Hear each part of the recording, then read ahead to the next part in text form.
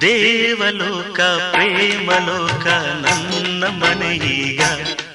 ಇಲ್ಲಿ ನಾನು ನನ್ನ ಹೆಂಡತಿ ನನ್ನ ಮಗುವೇ. ಪ್ರತಿ ರಾತ್ರಿ ಪ್ರತಿ ಹಗಲು ಬರಿ ನಗುವೇ.